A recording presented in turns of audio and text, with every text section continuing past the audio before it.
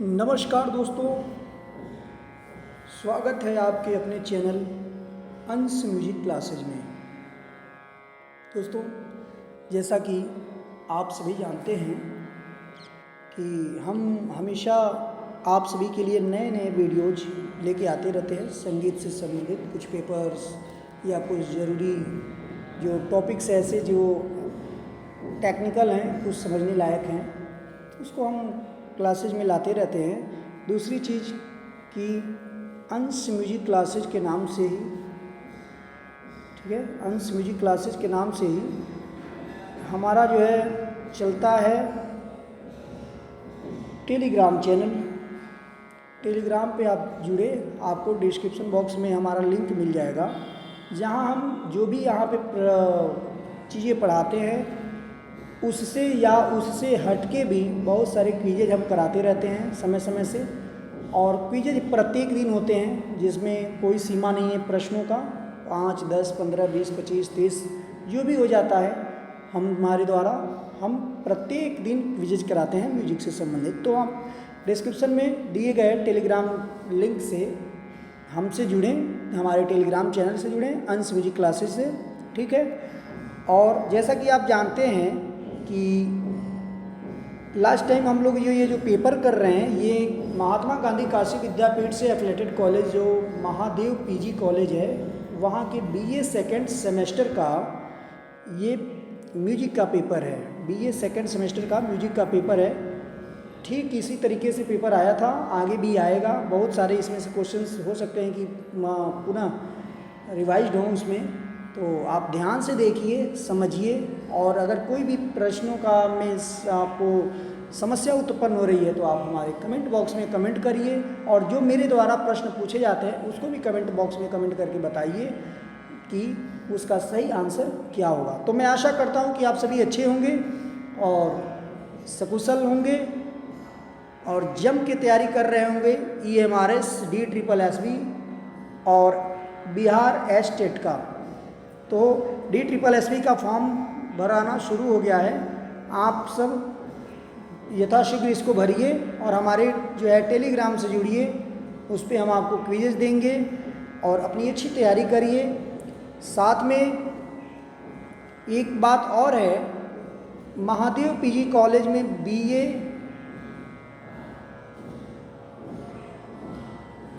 First year में admission शुरू है म्यूजिक में, ठीक है, म्यूजिक। और म्यूजिक में वोकल और तबला जो भी आपकी जानकारी में कोई हो या आप में से कोई करना चाहता हो तो आप संपर्क करें महादेव पीजी कॉलेज बरियाशनपुर, ठीक है, नियर सारनाथ। और इसके संबंध में कोई भी क्वेरी हो तो आप हमें हमारे कमेंट बॉक्स में कमेंट करिएगा। साथ ही BA के साथ ही MA म्यूजिक का भी यहाँ पे कोर्सेज होते हैं, MA म्यूजिक, तो आप इसको भी ले सकते हैं। MA म्यूजिक को भी, जो MA म्यूजिक में केवल वोकल है, BA में वोकल और तबला दोनों है। तो विलंब ना करते हुए आइए हम शुरू करते हैं आज का ये पहला प्रश्न, जो कि उस दिन हम कर चुके थे। ताल धमार में कुल कितने विभाग हैं? 6, 3, 4, 5। आंसर दीजिएगा। तो इसका आंसर हम कर चुके थे 4। आगे बढ़ते हैं कि राग शुद्ध कल्याण की जाति क्या है? राग शुद्ध कल्याण की जाति क्या है? ऑडो ऑडो, संपूर्ण ऑडो, ऑडो संपूर्ण, shadow shadow. What is the जाति ऑफ राग शुद्ध कल्याण? ऑडो ऑडो, संपूर्ण ऑडो, ऑडो संपूर्ण, शाडो शाडो। बताइएगा इसका सही आंसर क्या होगा। तो मैं आशा करता हूँ कि इसका सही आंसर आप बता दिए होंगे। इसका सही ऑप्शन है ऑप्शन नंबर C, ऑडो संपूर्ण। जो हमारी राग हैं वो उनकी 3 जातियाँ बताई गई हैं, ठीक ना। ऑडो, एक ऑडो है, एक संपूर्ण है और एक क्या है? शाडो है, ठीक है। 3 जातियाँ और 9 उपजातियाँ बताई गई हैं, ठीक है। 9 क्या बताई गई हैं? उपजातियाँ बताई गई हैं। तो अब ये सोचे कि उपजातियाँ, कोई सोचे कि उपजातियाँ क्या हैं, तो ये 3 जातियों को एक दूसरे में मिला के 9 उपजातियाँ बनती है। जैसे अभी आपने देखा ऑडो ऑडो, ऑडो ऑडो का मतलब हुआ 6 6, यानी कि सॉरी, ऑडो ऑडो का मतलब 6 6 नहीं, सॉरी, पाँच पाँच, ठीक है। यानी कि किसी भी राग में जब पाँच पाँच स्वर लगते हैं, किसी भी राग में कितने स्वर लगते हैं? पाँच पाँच, तो हम उसको क्या बोलते हैं? ऑडो ऑडो बोलते हैं। यानी कि किसी भी राग के आरोह और अवरोह दोनों में पाँच पाँच स्वरों का प्रयोग किया जाए, ऐसे राग को ऑडो ऑडो जाति का राग कहते हैं। किसका? ऑडो ऑडो जाति का। अब संपूर्ण संपूर्ण समझ लेते हैं। तो संपूर्ण संपूर्ण का मतलब होता है कि किसी भी राग में जब सात सात स्वरों का प्रयोग आरोह और अवरोह दोनों में हो तो उसे कहते हैं संपूर्ण संपूर्ण जाति का राग। अब किसी स्वर में, किसी राग में छः छः स्वरों का जब प्रयोग किया जाता हो आरोह और अवरोह में, तो उसको कहते हैं क्या? षाडव षाडव जाति का राग, ठीक है। अब पहले समझ लेते हैं हम लोग संपूर्ण संपूर्ण समझ लिया साथ साथ। अब संपूर्ण षाडव यानी कि किसी राग के आरोह में सात स्वर अवरोह में छः स्वर लगते हों तो उसको संपूर्ण षाडव कहेंगे। किसी संपूर्ण औडव, तो किसी राग में जब सात आरोह में और अवरोह में पांच स्वर लगेंगे तो इसको कहेंगे हम क्या? संपूर्ण औडव, ठीक है। अब इसी को उलट दीजिए, किसी राग में जब पांच स्वर आरोह में और अवरोह में सात स्वर लगते हैं तो इसको बोलते हैं औडव संपूर्ण। किसी राग में जब आरोह में छः स्वर अवरोह में सात स्वर लगते हैं तो इसको बोलते हैं षाडव संपूर्ण, और अगर सात सात स्वर लगते हैं तो संपूर्ण संपूर्ण तो होगा ही। ठीक इसी प्रकार से औडव संपूर्ण का भी समझा दिया मैंने, षाडव संपूर्ण का समझा दिया, संपूर्ण संपूर्ण का समझा दिया। औडव औडव का मतलब होता है आरोह अवरोह में पाँच पाँच, औडव षाडव का मतलब होता है पाँच आरोह में छः जो है अवरोह में, औडव संपूर्ण का मतलब होता है पाँच आरोह में और सात जो है अवरोह में। ठीक, इतना समझ में आ गया। संपूर्ण, अब षाडव षाडव की बात होती है तो आरोह अवरोह दोनों में कितने कितने? छः छः। अब बात आती है षाडव संपूर्ण की तो आरोह में छः अवरोह में सात। अब आती है षाडव और औडव षाडव की तो आरोह में छः और अवरोह में पाँच, तो उसको बोलते हैं षाडव औडव। तो मैं आशा करता हूँ इतना समझ में आया होगा। फिलहाल इसका जो ऑप्शन नंबर सी है वो सही है, शुद्ध कल्याण। और शुद्ध कल्याण कल्याण थाट का राग है, ठीक है। इसका वादी संवादी गधा है, ठीक है। ये रात्रि के प्रथम प्रहर में गाया जाता है, रात्रि के प्रथम प्रहर में इसका गायन होता है। आगे बढ़ते हैं। चार ताल, चार ताल कितने विभागों में विभाजित है? चार, छः, पाँच, तीन, बताइएगा। इन हाउ मेनी डिविजन्स चार ताल इज डिवाइडेड? कितने विभागों में बटा हुआ है चार ताल? मैं आशा करता हूँ कि आप आंसर जरूर सोच लिए होंगे और इसका ऑप्शन नंबर बी सही होगा, ठीक है। इसमें जो है चार ताल है कितनी मात्रिका? सबसे पहले ये जानिए। तो ये 12 मात्रिका है और इसमें 6 विभाग होते हैं। विभाग कैसे होते हैं? तो दो दो मात्रे के विभाग होते हैं, ठीक है ना। ये दो दो मात्रे के विभाग होते हैं। कितने विभाग होते हैं? तो 6, कुल 12 मात्रे का ताल है। 1, 5, 9, 11 पर क्या है? ताली है। और 3 और 7 पर क्या है? खाली है, ठीक है। 3, 7 पे क्या है? खाली है। और इसका जो बोल है वो है धा धा दिन ता किट धा दिन ता तिट कत गदिगन धा, ठीक है। क्या क्या क्या है? धा धा दिन ता किट धा दिन ता तिट कत गदिगन धा, ठीक है। कमेंट बॉक्स में कमेंट करके बताइएगा 12 मात्रे का एक और कौन सा ताल है जिसमें तिरकिट का प्रयोग किया जाता है। आगे बढ़ते हैं। गरबा नृत्य किस राज्य में प्रसिद्ध है? Rajasthan, Maharashtra, Madhya Pradesh, Gujarat. The garba dance is popular in the state of Rajasthan, Maharashtra, Madhya Pradesh, Gujarat. Answer करिएगा जरूर। तो इसका सही आंसर जो होगा वो डी, गुजरात, ठीक है। महाराष्ट्र का एक प्रसिद्ध लोक नृत्य है, लोक विधा है लावड़ी, ठीक है, लावड़ी। आगे बढ़ते हैं। जिसको हिंदी में ना समझ आए वो इंग्लिश में समझ ले, ठीक है ना। निम्न में से कौन सा वाद्य लोक संगीत में प्रयुक्त होता है। यानी कि हमारे फोक म्यूजिक में, हमारे लोकाचार में, लोक भाषा में, लोकगीतों में कौन सा ऐसा इंस्ट्रूमेंट है, ठीक है, वाद्य है जिसका प्रयोग होता है। सबसे पहले एक चीज़ आप समझ लीजिए कि किसी भी प्रश्न को समझना पहले ज़रूरी है। कभी कभी होता ही है कि हम ओवर कॉन्फिडेंस में प्रश्न को समझते नहीं हैं, कुछ भी आंसर करते हुए चले जाते हैं। तो सबसे पहले प्रश्न को स्पष्ट आप पढ़िए, चाहे किसी भी एग्जाम में जाइए उसको पढ़िए और आफ्टर देन आप अपना आंसर करिए। तो बताइएगा, तानपुरा, सितार, ढोलक, तबला, इस चारों में से कौन सा ऐसा इंस्ट्रूमेंट है, वाद्य है, जिसका प्रयोग लोक संगीत में प्रयुक्त होता है? Which among the following instruments is used in folk music? बताइएगा। तो मैं आशा करता हूँ कि आप समझ गए होंगे। इंस्ट्रूमेंट, सी ऑप्शन सही है, ढोलक का प्रयोग होता है। किसका प्रयोग होता है? ढोलक का प्रयोग होता है हमारे फोक म्यूजिक में। अगला प्रश्न आपकी स्क्रीन पर है कि लक्षण गीत क्या है? लक्षण गीत क्या है? सबसे पहले प्रश्न पढ़िएगा कि लक्षण गीत क्या है, ठीक है। व्हाट इज लक्षण गीत? एक लोकगीत है, ख्याल का एक प्रकार है, 16 मात्रा की एक रचना है, या एक गीत है जिसमें किसी राग की समस्त विशेषताएं बताई जाती हैं। अब प्रश्न को आंसर समझने का प्रयास करिएगा कि एक गीत जिसमें किसी राग की समस्त, मुख्य बात क्या है भाई? विशेषताएं। ध्यान दीजिएगा प्रश्न का, ये प्रश्नों को पढ़ने और समझने का ही सारा हेर फेर है। नहीं समझते हैं हम, उल्टा सीधा कुछ भी मार के चले जाते हैं कि अरे हमने तो किया है, हमारा कॉन्फिडेंस है, हमने पढ़ा था, बहुत अच्छे से पढ़ा था, ये होता है वो होता है। कुछ भी नहीं, आप प्रश्न को स्पष्ट पढ़िए।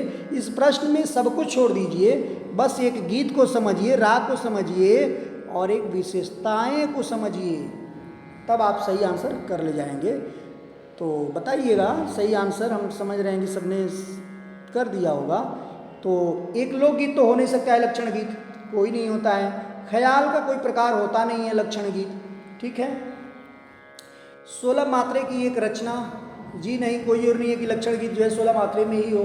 वो 10 मात्रे में भी हो सकता है, 12 मात्रे में भी हो सकता है ना, 7 मात्रे में भी हो सकता है। लक्षण गीत किसी भी मात्रे में हो सकता है। और ऑप्शन नंबर डी कह रहा है कि एक गीत जिसमें किसी राग की, ये बात थोड़ी समझ में आ रही है कि कोई ऐसा गीत है जिसमें किसी भी राग की समस्त, यानी कि उसका वादी क्या है, संवादी क्या है, गायन समय क्या है, जाति क्या है, किस प्रहर में गाया जाता है, कैसे कैसे स्वर लगते हैं, सारी चीज़ों का जो है चर्चा ऐसे गीत में की हो जाए, ऐसे गीत को क्या कहते हैं? लक्षण गीत कहते हैं। तो ऑप्शन नंबर डी सही होगा। आगे बढ़ते हैं। मैं आशा करता हूं कि आप सभी को क्लासेज अच्छे लग रहे होंगे। तो प्लीज़ फ्रेंड्स, आप ज़्यादा से ज़्यादा शेयर करिएगा, लाइक करिएगा, सब्सक्राइब करिए चैनल को। और बस हम रुपए पैसे की डिमांड नहीं कर रहे हैं, आपसे बस एक सपोर्ट चाहिए। दबा के करिए सपोर्ट थोड़ा, हमें भी अच्छा लगेगा और अच्छे अच्छे कंटेंट बनाएंगे, प्रयास करेंगे आप लोगों के लिए। क्योंकि हमारा धर्म और कर्म दोनों है संगीत को समझना, सीखना और उसका प्रचार प्रसार करना, ठीक है। तो आप भी सहयोग करें। आगे अगला प्रश्न, भारतीय परंपरा में कुल कितने वेद बताए गए हैं? क्या वेद बताए गए हैं? वेद, मुख्य बात क्या है? वेद कितने बताए गए हैं? In Indian tradition how many Vedas are there? 10, 4, 8, 16, 10, 4, 8, 16, बताइए जल्दी। तो मैं आशा करता हूँ कि आप सभी ने बता दिया होगा। Option number B, option number B क्या है? राइट आंसर है कि हमारे भारतीय परंपरा में 4 वेद बताए गए हैं भाई। हमें आशा है कि आप सभी जानते भी होंगे कि कौन कौन से वेद हैं, फिर भी मेरा काम है ये बताना कि क्या है। ऋग्वेद,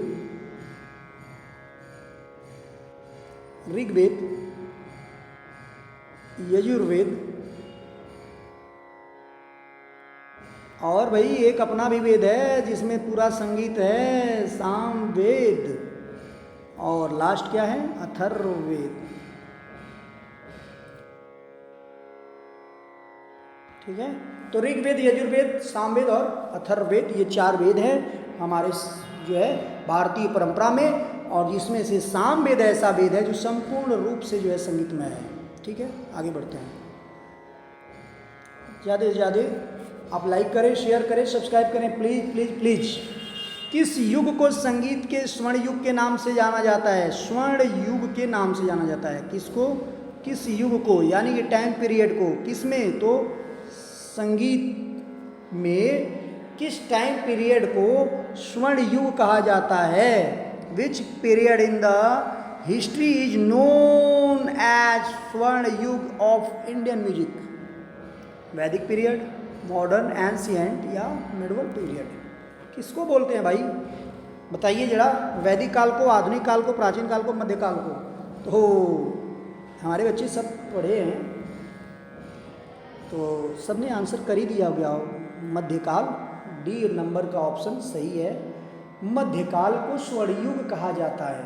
ठीक है, अब सब लोग सोचेंगे कि स्वर्णयुग क्यों कहा जाता है? क्या उस समय बहुत ज़्यादा सोने उगते थे पेड़ों पर? है संगीत के माध्यम से कुछ ऐसा भी, जैसे तानसेन जी गाते थे तो पत्थर पिघलते थे, क्या कुछ ऐसा होता था इस युग में कि गायन से सोने बरसते थे? सोने कुछ भी, जहाँ भी गायन होता था सब सोना हो जाता था? जी नहीं दोस्तों, स्वर्ण युग का मतलब है, कहते हैं कि हमारे जीवन का स्वर्ण युग। स्वर्ण का मतलब एक पॉजिटिव, एक तरीके से लिया जाए कि स्वर्ण का मतलब, स्वर्ण युग का मतलब एक पॉजिटिव थॉट्स है कि किसी चीज़ का सबसे ज़्यादा अगर उत्थान की बात की जाए तो वो उत्थान जो हुआ था उस टाइम पीरियड में हुआ था। किस टाइम पीरियड में? तो मध्यकाल में हुआ था। जो हमारा मेडवल पीरियड था उसमें जो है हमारे संगीत का काफ़ी उत्थान हुआ था, क्योंकि जब मुग़ल आते हैं हमारे देश में काफ़ी मान मर्दन होता है हमारी संस्कृति का, हमारे धर्म का, हमारे संप्रदाय का, हमारे संगीत का। सभी लोग इधर उधर भागने लगते हैं, कुछ बहुत क्रूर रहते हैं जो मारते हैं। मतलब क्या क्या बताया जाए, बस आप भावनाओं को समझिए कि क्या क्या हुआ होगा। ये हर तरीके से जो है एकदम बिखर बिखर सा जाता है। ठीक है, और फिर जो है घराने धीरे धीरे धीरे धीरे बिल्डअप होते हैं और बनते हैं किसी तरीके से, जो है उसमें लोग संगीत को सिखाते सिखाते फिर से जो है मुग़ल में एक आते हैं आपके अकबर। अकबर क्या करते हैं, काफ़ी प्रश्रय देते हैं सारे संगीतकारों को, अच्छे अच्छे कलाकारों को, कवियों को, जो है ना। तो उस युग में तमाम तरह की चीज़ें हुई, बहुत एक से एक कवि हुए, सुर हुए, तुलसी हुए हैं, गायकों में तानसेन जैसे बड़े विद्वान गायक हुए हैं। ऐसे कर कर के इतनी सारी और इतने सारे ग्रंथ इस पीरियड में लिखे गए, और अकबर खुद भी एक बहुत अच्छे संगीत श्रोता थे। ठीक है, और उन्होंने संगीत को काफ़ी प्रश्रय दिया, और इसमें जो हमारा संगीत था एक समय काफ़ी दबाया कुचला गया। फिर आया एक ऐसा पीरियड जिसमें खूब संगीत का हमारे उत्थान हुआ, खूब ऊंचाइयों पर गया, और इसलिए इस टाइम पीरियड को जो है क्या कहा गया भाई, स्वर्णयुग कहा गया। उसके बाद से फिर जो है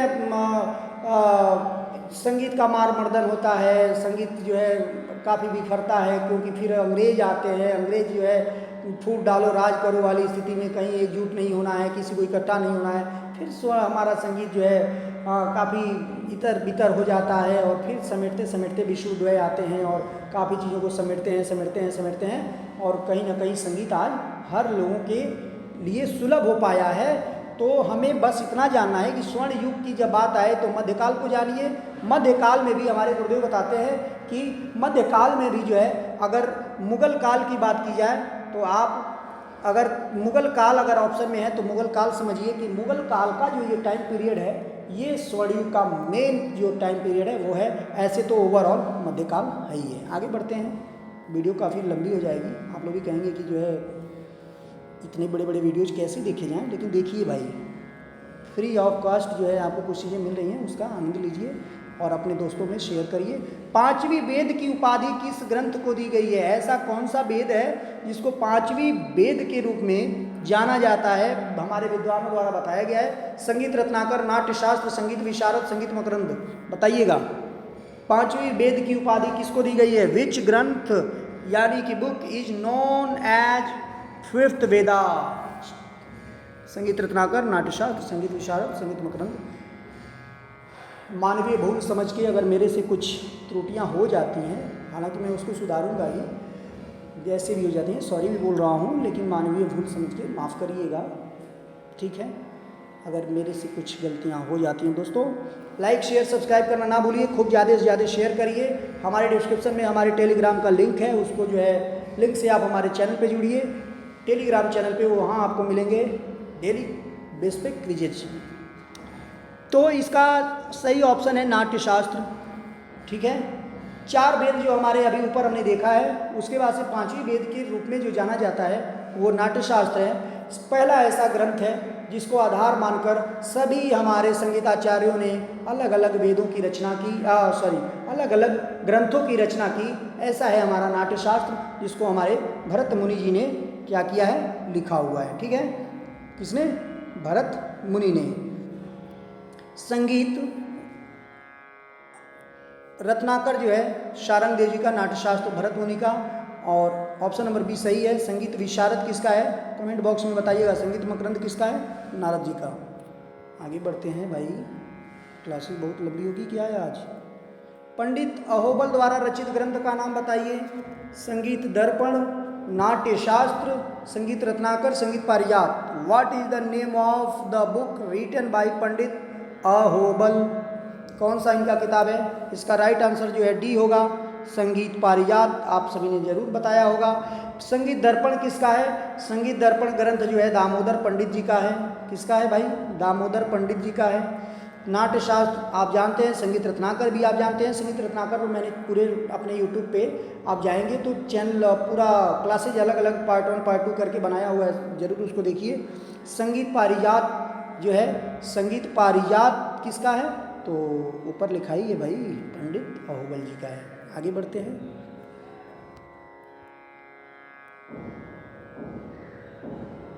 एक मिनट, सॉरी। हाँ, सा रेपा मापा धापा किस राग का स्वरूप है? शुद्ध कल्याण, छायानट, कामोद, केदार, बताइएगा किसका है? किसका है? तो इसका राइट आंसर जो है वो सी है। सी यानी कि कामोद। कामोद एक कल्याण थाट का राग है, परिवादी संवादी है। इसका रात्रि के प्रथम प्रहर में गाया जाता है। इसकी जाति जो है वो क्या है? वक्र संपूर्ण है, ठीक है ना? क्या है? वक्र संपूर्ण। अब थोड़ा सा समझ लेंगे वक्र संपूर्ण का। आप लोग समझेंगे कि अभी तो ऊपर आपने बताया कि साढ़ो साढ़ो ओडो साढ़ो साढ़ो संपूर्ण संपूर्ण संपूर्ण साढ़ो साढ़ो ओडो ओडो। अब ये वक्र संपूर्ण क्या है? ये नया चीज़ क्या आ गया भाई? बहुत सारे बच्चे सोचते होंगे, बाकी हमारे काफ़ी जो है श्रोतागण खुद ही जो है सारी चीज़ों को समझते हैं, लेकिन जो नहीं समझते हैं वो जरूर उनके दिमाग में आ रहा है वक्र संपूर्ण क्या है। वक्र का मतलब बच्चों, वक्र का मतलब होता है टेढ़ा मेढ़ा, ठीक है? अब कहेंगे कि टेढ़ा मेढ़ा, हमें तो सीधे सीधे स्वर गाने को बताया जाता है, तो इसमें टेढ़ा मेढ़ा स्वर कैसे आ गया है? तो अब और थोड़ा समझेंगे कि जैसे कोई भी स्वर ऐसा हुआ, जैसे अभी यही देखिए, सा से सीधे कहाँ गए? रे से सीधे कहाँ चले गए? प पे चले गए। पा से तीव्र मा पे आए, फिर पा पे गए, फिर धा पे गए, फिर पा पे आए, फिर नी पे गए, फिर धा पे आए, और फिर जाके तार सा पे गए। यानी कि स्वर आगे पीछे जब करके लगते हों, ऐसी स्थिति में, ऐसे रागों में जो है वक्र शब्द जुड़ा होगा। आप देखिएगा, कभी भी राग गाइएगा, बहुत अच्छे अच्छे गाने वाले हमारे जो है सभी हमारे स्टूडेंट्स और सभी हमारे दर्शक अच्छे गाने वाले हैं। आप किसी भी राग को जब गाइएगा, सीधे सीधे जिसमें स्वर जा रहा होगा वो देखिएगा, उसमें वक्र शब्द नहीं जुड़ा होगा। वक्र शब्द उसमें जुड़ा होगा जिससे सीधे सा से पा पे, पा से तीव्र मा से धा पे, धा से गा से सीधे फिर नी से धा पे, धा से तब जाके तार सा पे। ऐसा आरोह अवरोह जिस रागों का होगा, ऐसे जो है रागों को वक्र के क्रम में, वक्र के विभाग में रखा जाता है। अब वो वक्र संपूर्ण भी हो सकता है, वक्र और वक्र षाढ़ कुछ भी हो सकता है। ठीक है, मैं आशा करता हूँ कि समझ में आ रहा है कि नहीं। थोड़ा बताइएगा कमेंट में थोड़ा, वीडियोज़ कैसे लग रहे हैं, बनाया जाए, आप क्लासेस क्लोज किया जाए, नहीं बनाया जाए। तराना क्या है, व्हाट इज तराना? एक गीत विधा, कर्नाटकी ताल, एक राग की जाति, नृत्य शैली। ए सॉन्ग फॉर्म, कर्नाटकी ताल, जाति ऑफ ए राग, डांस फॉर्म। क्या है तराना? तो जाहिर सी बात है हमारे सभी बच्चे, आप लोगों ने आंसर कर दिया होगा, ए ऑप्शन सही है। एक गीत विधा है, ठीक है, एक गीत क्या है, विधा है। कर्नाटकी ताल तराना नहीं होता है, राग की जाति तराना नहीं होता है, नृत्य की शैली कोई तराना नहीं होती है। एक ये क्या है, गीत की विधा है तराना। जैसे ख्याल है, ध्रुपद है, धमार है, टप्पा है, ठुमरी है, दादरा है, चैती है, चैता है। इसी तरीके से एक और जो है हमारे शास्त्रीय संगीत में आता है तराना।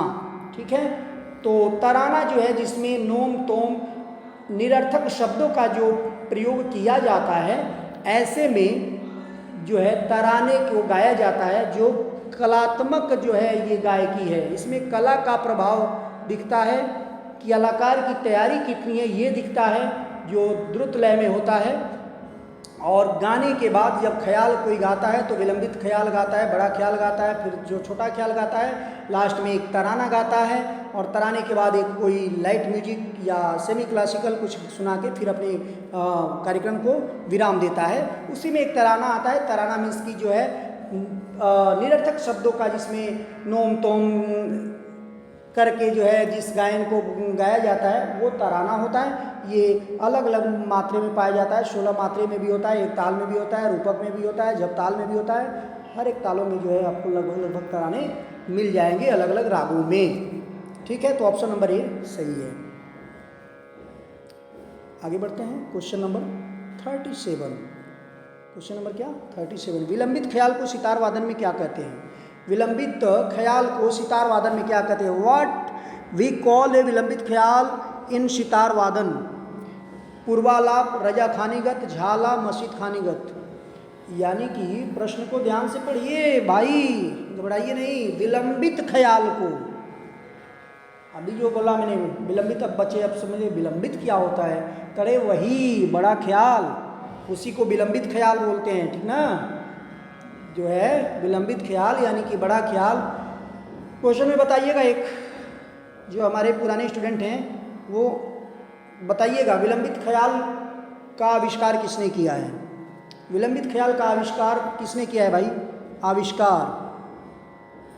आविष्कार किसने किया है? कमेंट बॉक्स में कमेंट करिए और इसका आंसर दीजिए।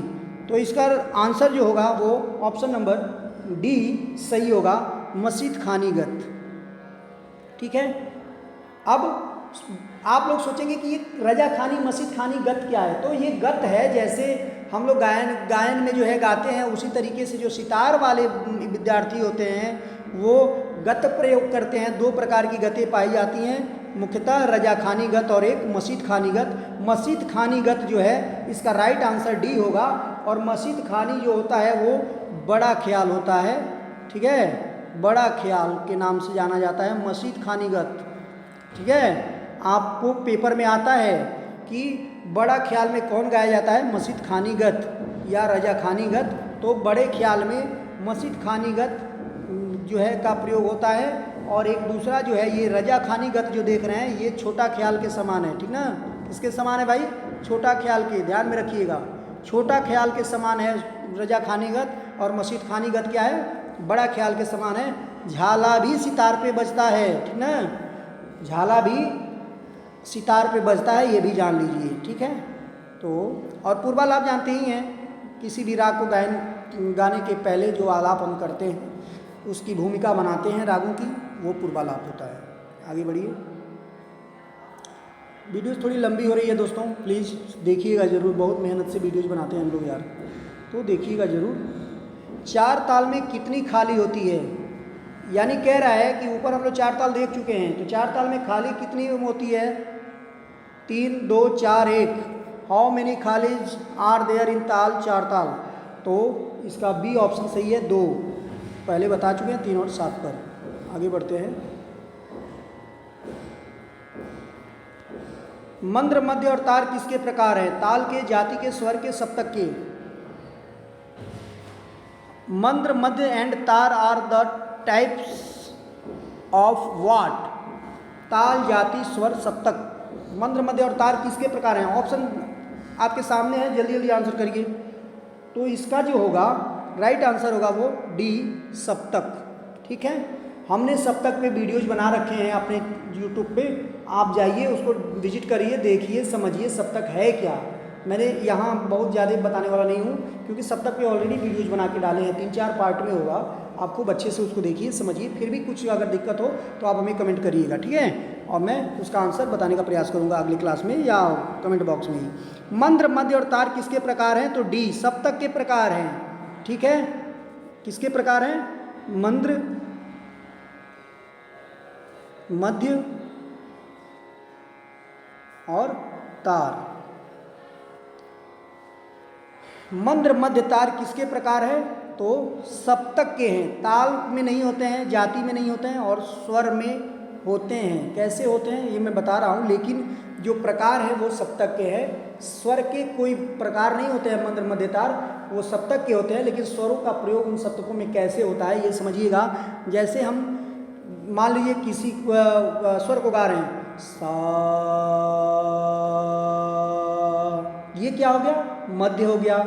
जैसे ही इससे नीचे उतरेंगे, सा, नी, धा, पा, ये क्या हो गया? मंद्र हो गया। और आधार मेरा क्या था? मध्य था। अब जैसे ही ऊपर बढ़ेंगे, सा, रे, ग, म, प, ध, नि, सा, जो हम स्वरों को जोर से खींच रहे हैं, सा, ये है हमारा तार सप्तक। सा, रे, ग, ये हमारा तार सप्तक है। यानी कि जब आवाज पे जोर पड़े, जोर लगानी पड़े, तो वो समझिए कि तार सप्तक की तरफ जा रहा है। जो सहज रूप से गाया जाए वो मध्य सप्तक है, और जिसमें अपने सहज रूप से थोड़ा नीचे उतर के, जिसमें और थोड़ा हमारे शरीर में, हमारे सीने में जो दमकसी लगे, ऐसे जो है स्वरों को हम मंद्र कहते हैं। आप क्लासें देखिएगा, मध्य सप्तक में स्वरों पे कोई चिन्ह नहीं होता है। मंद्र की तरफ जैसे ही बढ़ते हैं, स्वरों के नीचे जो है, नीचे बिंदी लगने लगता है। ठीक है, हर एक स्वर के नीचे क्या होगा? ऐसे ऐसे बिंदी पड़ती जाएगी। या और जैसे ही तार की तरफ बढ़ेंगे तो ऊपर ऊपर बिंदी लगने लगती है। ये है चिन्ह, बताता है कि जो है स्वर कैसे प्रयोग हो रहे हैं। ठीक है, तो ये 3 तरह के सप्तक होते हैं। हारमोनियम सब लोग बजाते हैं, उसमें आप देखिएगा। स्वामी हरिदास कौन थे? हो वाज स्वामी हरिदास विलक्षण संगीतकार थे, तानसेन जी के गुरु थे, वृंदावन के एक संत गायक थे, या उपरोक्त सभी? सभी बच्चे हमारे जानते हैं। इसका राइट आंसर जो है डी होगा। वो एक विलक्षण संगीतकार थे भाई, तानसेन जी के गुरु तो थे ही, और वृंदावन में रहते थे, निवास स्थान था। एक संत गायक थे, हुआ करते थे, जो ध्रुपद गाते थे। ठीक है, और ईश्वर की आराधना अपने ध्रुपद और गायन के माध्यम से करते थे। इस पर एक कहानी है अकबर वाली, जो आपने सुना होगा, कि अकबर ने कहा कि जो है, जब तुम इतना अच्छा गाते हो तानसेन, तो तुम्हारे गुरु कितना अच्छा गाते होंगे, चलो मुझे उनको सुनना है। तो उन्होंने कहा कि महाराज, मैं तो ऐसा कदापि नहीं कर पाऊँगा। ठीक है, और मैं कैसे जाके गुरु से कहूँगा? गुरु जो है हमारे गुरुदेव कभी आपको सुनाने के लिए इस राजाश्रय में नहीं आ पाएंगे, वो वहीं वास करते हैं। ठीक है, अपने कुटिया में, और उनको इस मोह माया, इस लग्जरियस लाइफ से, इससे धन से, वैभव से उनको कोई मतलब नहीं है। वो सीधे ईश्वर की स्तुति कर दे। तो अकबर कहा कि अच्छा चलिए, हम चल के सुनेंगे उनको। तो जाके अकबर झाड़ियों में छुपा रहता है, और तानसेन जी जो है कैसे कहें कि जो है हम जो है गुरुदेव कुछ सुनाइए। तो तानसेन जी तानपुरा लेके कुछ गलत सही गाना शुरू करते हैं, उल्टा सीधा, और उनको भाई गुरु तो गुरु, उस हरदास जी को जो है ये चीज़ें चुभती है, और वो फिर से गा के उन चीज़ों को बताते हैं। और तानसेन अकबर जो है झाड़ी में सुन रहा होता है, और इतना प्रभावित होता है, इतना प्रभावित होता है कि जाके उनके चरणों में गिरता है, और उनको कहता है कि आप हमारे राजा दरबार में चलें, आपको सत सम्मान हम हर तरह से जो है सारी ऐशो आराम देंगे। उन्होंने तुरंत इस चीज़ को नकारा, और ऐसे महान जो है हमारे स्वामी हरदास जी, जो भगवान का भजन अपना संगीत के माध्यम से करते थे। दोस्तों, ऐसे ऐसे संगीतकार और ऐसे ऐसे विद्वान ऋषि मनीषी हमारे जो है संगीत में आ चुके हैं और आज भी हैं। ठीक है, तो इसका डी ऑप्शन सही था। आगे बढ़ते हैं। विवादी स्वर को और किस नाम से जानते हैं? शुद्ध स्वर, अनुवादी स्वर, अंश स्वर, शत्रु स्वर। बताइएगा। विवादी स्वर इज आल्सो नोन एज क्या? शुद्ध स्वर, अनुवादी स्वर, अंश स्वर, शत्रु स्वर। अंश स्वर, अंश म्यूजिक क्लासेज भी है, ये ध्यान दीजिएगा। अंश म्यूजिक क्लासेज भी इस क्लास का नाम है। और अंश स्वर क्या होगा इसका राइट आंसर? ये हंसी मजाक होते रहते हैं। तो इसका डी ऑप्शन सही होगा, शत्रु स्वर। ठीक है, डी स्वर क्या होगा? शत्रु स्वर। शुद्ध स्वर तो शुद्ध होता है। अनुवादी स्वर जो है, अब सबसे पहले वादी समझ लीजिए। वादी स्वर को राजा की उपाधि दी गई है, ठीक ना, राजा को की उपाधि दी गई है। संवादी स्वर को मंत्री की उपाधि दी गई है। ठीक है, और जो हमारा अनुवादी स्वर है ये क्या है? अनुवादी स्वर क्या है भाई? सेनापति की उपाधि दी गई है। ठीक है, सेनापति की उपाधि दी गई है। किसको? अनुवादी, अनुचर। सेनापति अनुचर क्या करता है? चारों तरफ घूम घूम के पता लगाता है, बताता है राजा को, मंत्री को। ऐसा है हमारा क्या? अनुवादी। और विवादी जो है शत्रु। ठीक है, अब विवादी का मतलब होता है शत्रु। शत्रु क्या करता है? आपके और आपके परिवार में, आपके दोस्तों के बीच में क्या करता है? लड़ाता है, लड़ाने का प्रयास करता है। जहां आया नहीं कि विवाद उत्पन्न हो गया, शुरू हो गया, ऐसा होता है विवादी स्वर। इसीलिए इसको कहा गया है शत्रु के समान है ये। अगर किसी राग में जो राग स्वर नहीं लगते हैं और उनका प्रयोग जो है अगर किया नहीं कि राग का पूरा स्वरूप खंडित हो जाएगा, बिखर जाएगा, बेकार हो जाएगा। लेकिन दोस्तों, फिर भी मैं आप लोग को बताना चाहता हूँ, बहुत लोग जानते भी होंगे कि हमारे जो विद्वत जन हैं, गुणी जन हैं, वो जो एक अलग जो है चमत्कार पैदा करने के लिए कभी कभी रागों में विवादी स्वर का प्रयोग कर भी देते हैं। लेकिन आप मत करिएगा, क्योंकि ये उनका जो है वो उनके पीछे का वो मेहनत है, तप है, तपस्या है, वो बलिदान है संगीत के प्रति। उनको वो ढंग है कि वो कैसे जो है विवादी स्वर का प्रयोग करके भी उसमें चमत्कार पैदा कर देते हैं। ये चमत्कार आप अभी और हम नहीं कर सकते हैं, ये चीज़ें धीरे धीरे आती हैं। तो अभी आप संगीत को समय दीजिए, सीखिए, वो भी समझ में आ जाएगा। फिलहाल अभी यहाँ इतना जानना है कि विवादी स्वर का प्रयोग किसी राग में नहीं करते हैं। अगर करते हैं तो वो शत्रु का काम करता है, विवाद उत्पन्न करने का काम करता है। तो ऑप्शन नंबर इसका डी सही था। सी अंश स्वर क्या है भाई? अंश स्वर जो है सीधे सीधे वादी से रिलेट करता है। वादी स्वर को अंश स्वर भी बोलते हैं। आगे बढ़िए। 42 शुद्ध कल्याण राग के आरोह में कौन से दो स्वर वर्जित हैं? राग शुद्ध कल्याण के आरोह में कौन से दो स्वर वर्जित हैं? तो ऑप्शन नंबर सी म नी, यानी कि पैसा मनी। नहीं लगता है। राग कामोद क्या प्राकृतिक राग कौन सा है? छाया, नट, Yaman, Kedar, Shuddh Kalyan. Which is the similar raga of raag Kamod? बताइएगा। ऑप्शन नंबर सी केदार भाई। ठीक है, केदार। क्या? केदार होगा, केदार। आगे बढ़ते हैं। 44 आ गया। तानसेन जी पुनः आ गए भाई। तानसेन के पिता का नाम क्या था? What is the name of father of Tansen? Tansen, Tanras Pandey, Arvind Pandey, Makrand Pandey, Tanna Mishra. क्या था बताइए? तो सब लोग जानते हैं भाई, ऑप्शन नंबर सी मकरंद पांडे। तन्ना मिश्र किसका नाम था? किसका नाम था? जल्दी कमेंट में बताइए। तन्ना मिश्र किसका नाम था? सब कुछ मैं बताऊं? वैदिक काल, संदिग्ध काल, भरत काल किस काल खंड के अंतर्गत आते हैं? बताइए। वैदिक काल, संदिग्ध काल, भरत काल किस काल खंड के? अभी आज ही क्लास में हम लोगों ने ये चीज़ पढ़ा है कि किस काल खंड के। प्राचीन काल को, मध्यकाल को, आधुनिक काल को, या इनमें से कोई नहीं भाई। जो नहीं पढ़ा होगा कहेगा कि इनमें से कोई नहीं। ये क्या होता है? हम लोग प्राचीन काल, मध्यकाल, आधुनिक काल पढ़ा है। अब ये नया एक विडंबना, ये नई बीमारी कैसे उत्पन्न हो गई, वैदिक, संदिग्ध और भरत काल, ये तो मैंने नहीं पढ़ा है। लेकिन दोस्तों इसका राइट ऑप्शन जो होगा A is the right option. प्राचीन काल जो है इसको 3 भागों में बांटा गया, वैदिक काल, संदिग्ध काल और भरत काल। ठीक है, वैदिक काल मतलब कि जिसमें वेदों की रचना की गई। संदिग्ध काल को अभी लेते हैं फिलहाल, एक पहले भरत काल। भरत काल यानी कि भरत का टाइम पीरियड जो होता है उसमें जो है, जो एक टाइम पीरियड होता है आपका, उसको भरत काल कहा गया। संदिग्ध काल मतलब ऐसा टाइम पीरियड जिसमें कुछ भी क्लियर ना हो, सब संदिग्ध अवस्था में हो, हाँ ना में मचा हुआ हो, जिसमें किसी भी तरह का कोई ग्रंथ या किसी भी तरह के कोई आर्टिस्ट का कुछ पता होता ना चलता हो, ऐसे टाइम पीरियड को संदिग्ध काल कहा जाता है। तो option number A is the right answer. आगे बढ़िए। किस वेद में सर्वप्रथम 4 स्वरों का उल्लेख मिलता है? नाट्यशास्त्र, सामवेद, ऋग्वेद, प्रतिशाख्य, यजुर्वेद। बताइए भाई, 4 स्वरों का उल्लेख किसमें मिलता है?